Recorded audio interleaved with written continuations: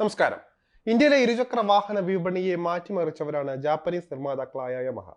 ഇന്നും ജനതയ്ക്ക് RX-100 എന്നാൽ മറ്റൊരു വികാരമാണ്.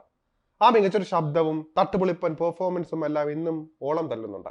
പിന്നീട് R15, FZ, ഫേസർ തുടങ്ങിയ മോട്ടോർ സൈക്കിളുകളിലൂടെയും കമ്പനി ഇതിഹാസം രചിക്കുകയുണ്ടായി. ഇതിനിടയിൽ ഇന്ത്യക്കാർക്ക് സ്കൂട്ടറുകളോടും പ്രണയം തുടങ്ങി. ഹോണ്ട അരങ്ങുവാണ സെഗ്മെന്റിൽ ധാരാളം മോഡലുകൾ പുറത്തിറക്കി പരീക്ഷിച്ചുവെങ്കിലും കാര്യമായ ഒന്നും തന്നെ ക്ലിക്കായില്ല. പിന്നീട് ഫസീനോയും റേയും പുറത്തിറക്കിയാണ് യമഹ സ്കൂട്ടർ വിപണിയിൽ അറിയപ്പെടാൻ തുടങ്ങിയത്. ഫസീനോ ഫാമിലി സ്കൂട്ടറായി പേരെടുത്തപ്പോൾ യൂത്തിന്റെ മനം കവർന്നത് റേ ZR എന്ന സ്പോർട്ടി മോഡലായിരുന്നു. പരുക്കൻ സ്റ്റൈലും കിടിലൻ 125cc ഹൈബ്രിഡ് എഞ്ചിനും കൂടിയായപ്പോൾ സംഗതി കളറാവുകയായിരുന്നു. ഒന്നാം തരം പെർഫോമൻസും ഇന്ധനക്ഷമതയും ആരെയും മോഹിപ്പിക്കുന്ന വിധത്തിലാണ് യമഹ ഒരുക്കിയിരിക്കുന്നത്. ഇപ്പോഴത്തെ കാലത്തിനൊത്ത ചില ഫീച്ചറുകൾ കൂടി കൂട്ടിച്ചേർത്ത 2024 മോഡൽ റേ ZR 125 സ്കൂട്ടറിന്റെ പുത്തൻ ആവർത്തനത്തെ വിപണിയിൽ അവതരിപ്പിച്ചിരിക്കുകയാണ് യമഹ.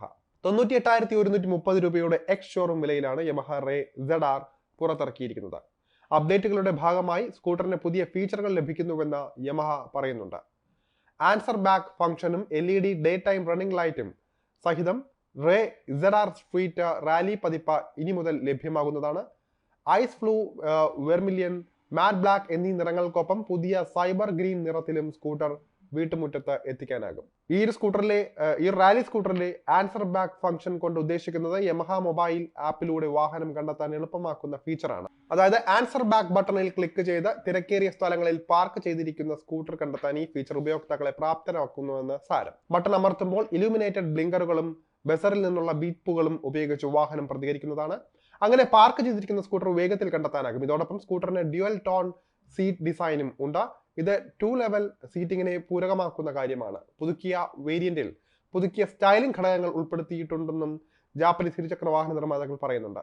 മികച്ച പെർഫോമൻസിനും മൈലേജിനും വേണ്ടി പണികഴിപ്പിച്ച 125cc fuel injection blue core എഞ്ചിനാണ് ഈ റേയുടെ ഹൃദയം.